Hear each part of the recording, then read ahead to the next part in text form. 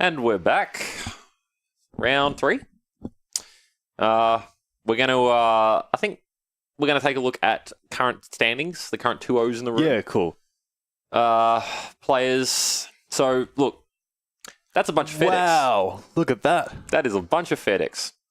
So, coming into round 3, we've got 7 players at 2-0. Yep. 4 of which are Death and Taxes / Maverick. Yep. Wow, okay. So we've got, so Death and Taxes, pretty much the definition of a FedEx. Yeah. Dragon Stompy, pretty fair-ish. Maverick.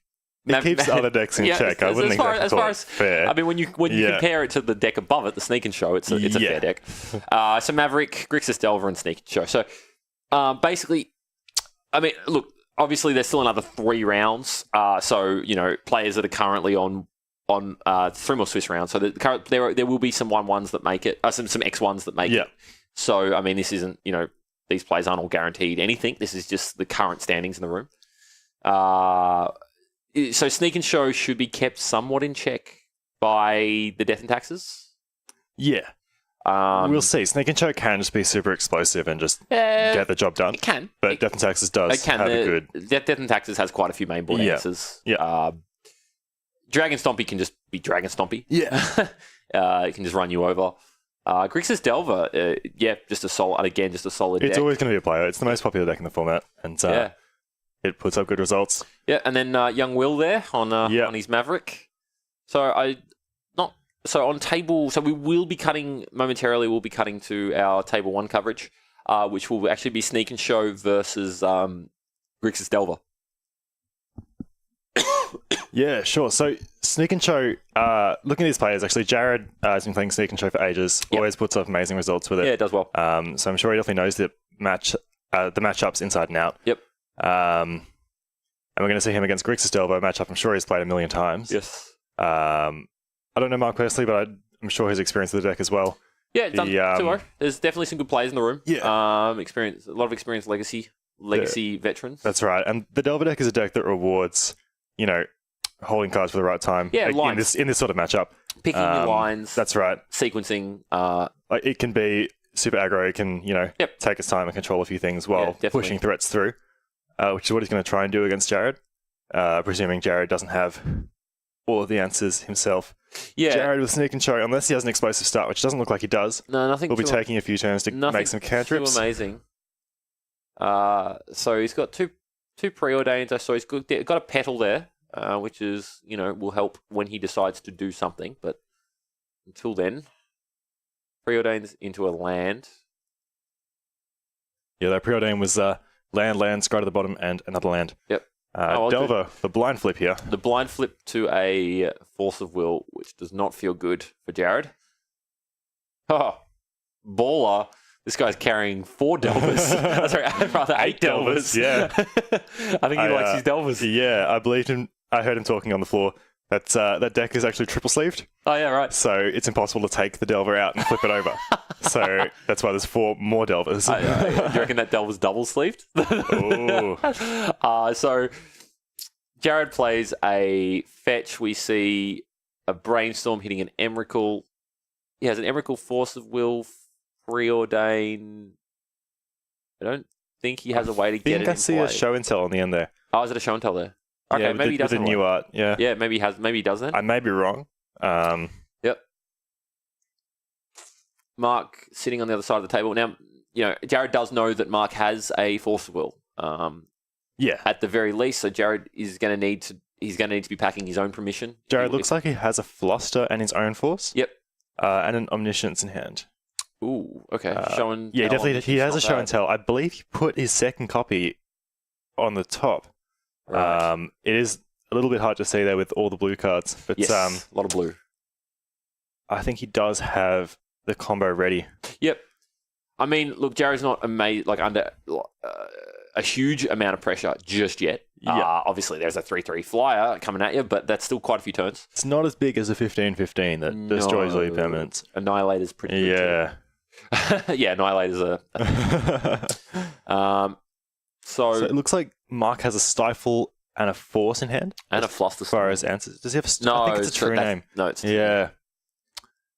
All right, so that's a Deathrite Wasteland. He's in a good spot. Did he just choose to not play the Wasteland?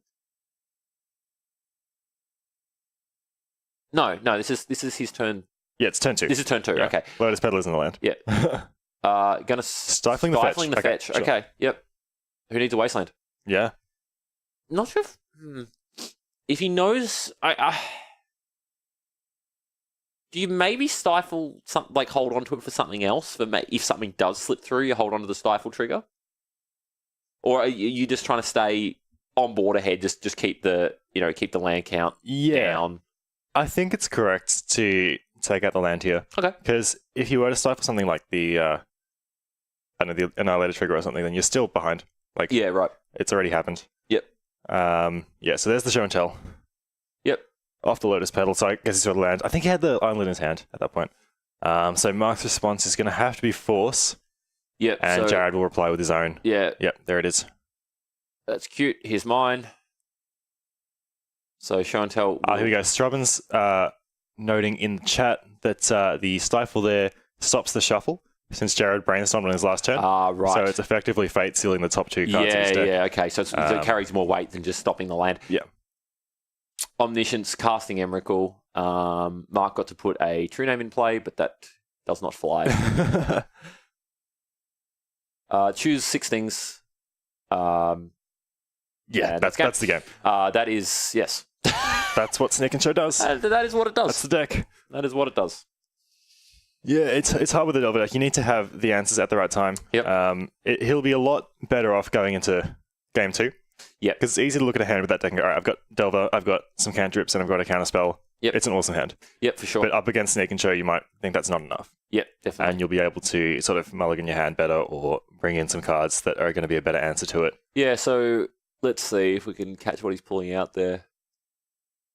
So Jared has Blood Moon on the board, which is good against Delver. Running generally no basics. What else is good here? He's got... I'm trying to work out what he actually pulled out there. Looks like he pulled out maybe some of the sneak he pulled a few attacks. cards out. 1 Emrakul, 1 Sneak Attack, 1 Omniscience, and a Lotus Petal. Yeah, okay. So pulling out some of the combat pieces and trying to be a bit more, I guess. What's he intending to... He's planning to go longer? Is that what? So he's preparing for not being able to get through the counter magic immediately. Well, that's it. I guess he's expecting Mark to side in some more counter magic, delving on players like Flusters and stuff on the board. Yep. So he's probably going to side in his own answers to that, or maybe even something completely different. Mark taking a look at his board, he's siding out the bolts, obviously. Yep. And all the stuff that's irrelevant against Jared. Yep. He's probably looking at the Fluster. Repping the Australian sleeves. I like it. Where's our boy Steve? This is the legendary Team Steve? Australia. Where's our boy Steve, man? We need a... Thoughtseize is good here, interrupting the combo. Yep. Sneak Show can be very fast, but when it's not, Thoughtseize can pick out a key piece. You notice that's why Jared plays the Lotus Petal on turn 1. Yep. He plays around Daze, plays around Thoughtseize. Yep. He's got Surgical. Same reason. It's harder to get Surgical against Sneak and Show because it often happens in one turn. Yeah, Grafdigger's Cage doesn't stop them. It doesn't have to cast, like, it claws. It's just it stops them from entering anywhere but the hand, correct? Oh, God, I'm pretty sure they can't enter from Grove or Library. Yeah, so it doesn't prevent... I don't think it stops Sneak and Show. Yeah, it doesn't prevent Sneak and Show. Yeah, that doesn't prevent any of the combos. It just... Double check. I might be wrong, but I think I'm pretty sure you're right, yeah. so I just wanted to double check, because... so Grafdigger's Cage doesn't have, like, a cast clause on it or anything like that, I don't believe. Pyroblast takes out Sneak Attack. Yeah, I think the key answers are Thoughtseize and the Fluster. I think honestly for this, I think Mark's also going to just be pulling out. I think the sideboarding strategy here is going to be more about taking out what cards are just irrelevant. Yeah, that's right. Like if he's got the space, Snapcaster is good. To be able to recur your Fluster Storms, Dazes. So, like for instance, I think you immediately are just pulling out your where is it?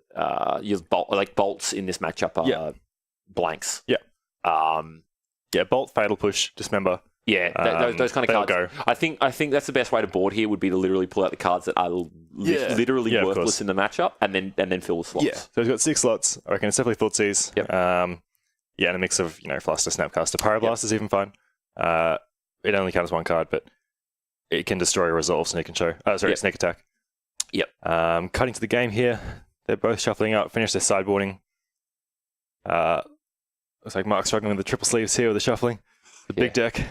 Yeah, so it looks like he's running over sleeves there, which they look awesome, honestly. Yeah, well, the sleeves themselves look amazing. Yeah. The over sleeves can be quite unpleasant to handle at times. Oh, there you go.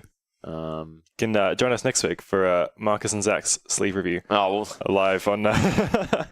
So yeah, your triple sleeving is a thing that is actually surprisingly common.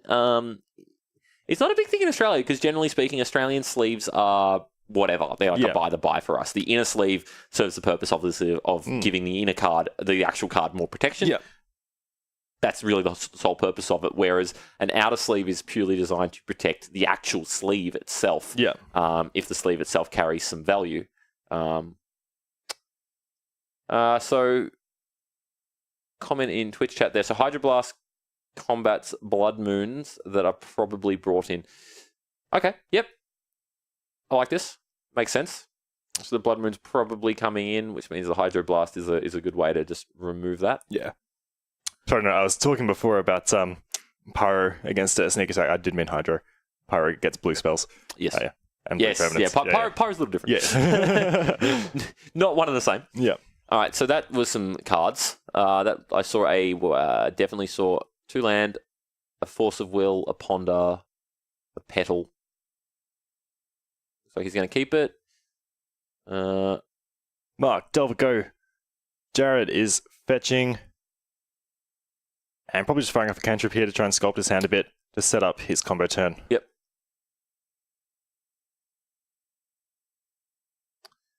All right, so... Yes, there's the Ponder.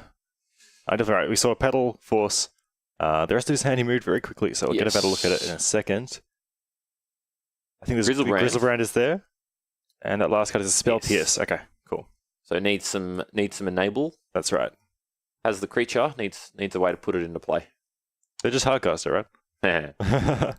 Funny joke. Yeah. All right, so Mark is looking at a Stifle, Force, Thoughtseize, which he did bring Bolt. in, and a very nice looking Bolt. He left the Bolt in. Interesting. Yeah. I think maybe he was going just for the aggro plan. Like, Bolts hits the face. I think it could also just be that it could literally be the other way, like the other extreme of what I was saying, in that there actually aren't that many other cards in his board worth bringing in. Sure. So of the cards worth keeping, Lightning Bolt at least does 3 damage. Yeah. Whereas other cards do nothing. That's right. Yep. And if you did bring in the snaps, then Bolt, Snap, Delver, Yep. that's a thing. So Thoughtseize hits Grizzlebrand. Yeah. Just in time, because that is a sneak attack. Sneak attack. Wow. That's the thing. Like, you have to hit. Like, it feels bad to hit the the fatty and not the enabler or anything. But with any draw or any cantrip, he can find it. Yep. So. Yep. The very So the sneak attack wouldn't have been an immediate threat, but it is a card. It's still going to be an issue. I feel. I don't know. If you're Jared, I don't think you try and play the sneak attack, or if you do, I think you're doing it purely to bait a counterspell. Yeah. I think you play it out, know that it's going to get countered, and don't fight over it. Yeah. I think that would be my line.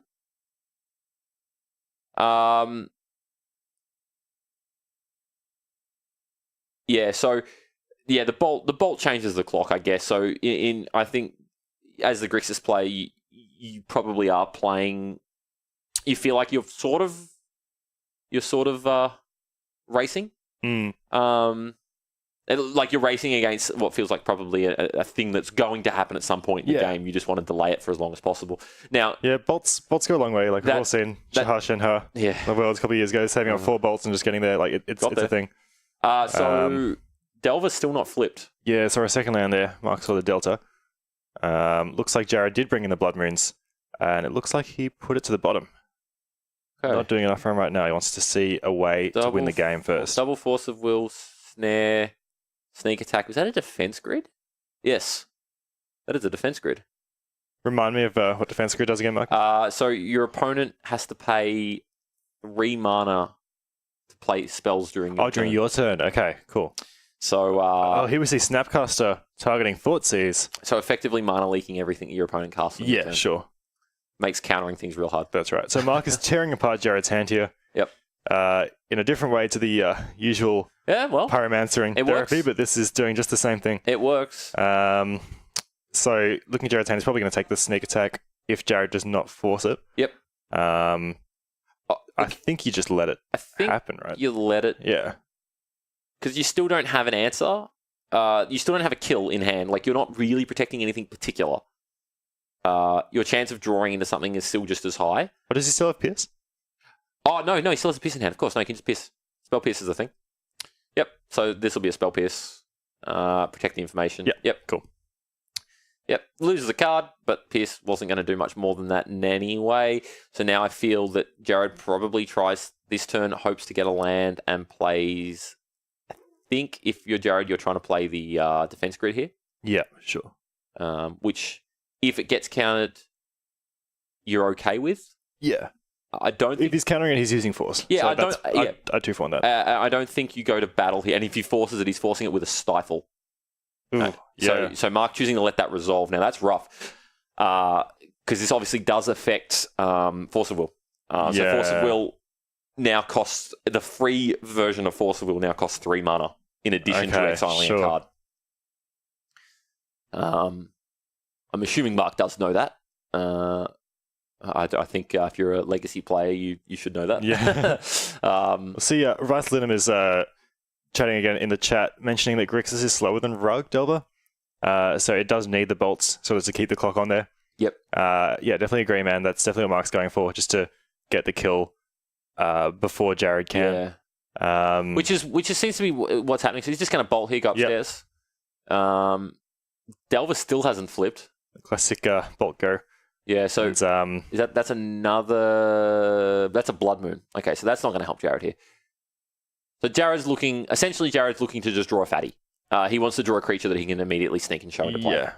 Not sneak and show, sorry. Sneak attack. Sneak attack, yeah. Yep. I say it too. So Mark is going to Force of Will pitching Stifle. Doesn't want to play paying the 3 and as well. Like you said, he's paid the 3. Yeah. Doesn't want to play against a Blood Moon. Takes him off blue, takes him off black. I can see why. Yeah, Delver doesn't play any basics, so it's pretty rough.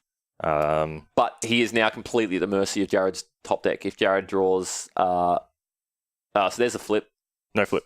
No flip. So another Delver off the top, yeah. Another Delver Delver has failed to flip 4 times in a row. Snapcaster Bolt. So he has him potentially dead. Yeah, so 1, 2, 3, and then Snapbolt is... Well, he has him dead. He has him dead with a Snapcaster Bolt next turn. Jared rips another Force of Will. He's going to play the sneak attack now. Mark's is going to have a quick read, just make sure he knows what card that is, because it is the new art. Might not be familiar with the art. All right. So sneak attack is in play. Force of Will on top. Delver flips, and that's 5. Delver flips, and that's 5. All right, cool. So we go to game 3. So Jared not hitting, only seeing one of his fatties, only seeing a single Grizzlebrand that game, which was correctly Thoughtseize by Mark. Oh, Mark played perfectly in that those first few turns, just taking the important cards at the right times. I don't believe these players will board any differently on the play or draw. No. It's pretty much set. Yeah, I don't think there's too much more that can change. Just have a quick look through. I mean, look, there's not a huge amount more, really. Yeah, it looks like they're just shuffling up and going to game 3. Marsh Casualties. I am not familiar with that card.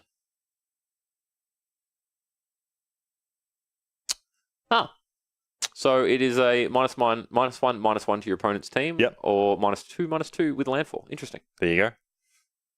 It is an answer to True. Of course. Of course it is. Sure. Yeah, tokens. Yeah, so it deals with a few. Yeah. Yeah, it's also not symmetrical. So okay, cool. That's very cool. Yeah, interesting. The more you know. Learning every day. All right, no boarding here.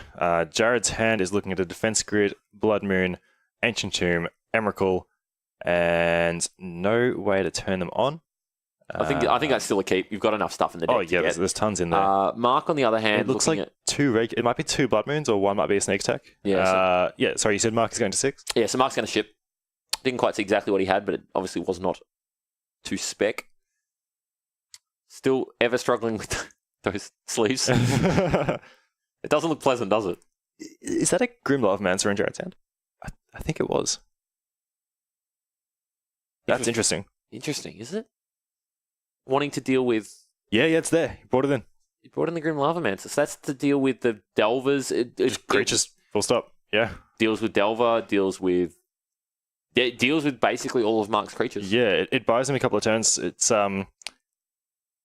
pretty important, actually. Like, I think Jared might be going to play a bit more of the control. Yeah, the slightly longer game. Yeah. The slightly longer game. And as we saw in that last game, I mean, Jared can very easily fill his graveyard up to fuel the...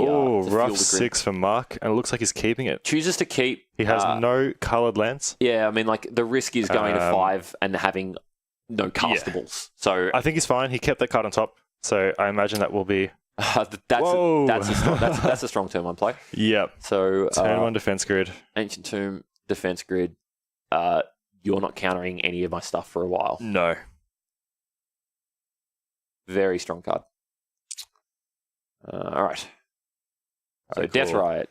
That's his mana fix. That was good. Here's Show and Tell. That's a Show and Tell, and that's going to be an Emrakul, and that's the game. I think. That was obviously just Show and Tell off the top. He's going to show an Emrakul, and I think Mark's going to show his hand. Can't, unfortunately, due to Turn 1 defense grid. Turn 2 Emrakul. Gives him the thumbs. Gives him the thumbs up. Oh, it's filthy. Oh no! So Mark's gonna play it out. So now, he can use the stifle here. So what is important? What's important to note? There are some factors. Show and Tell, not a cast, so you don't get the extra turn that you would normally get by casting Emrakul. Nonetheless, regardless, there's no coming back from that. There's no coming back from that. The Emrakul's in play. You have no way to remove it. That's brutal. Wow.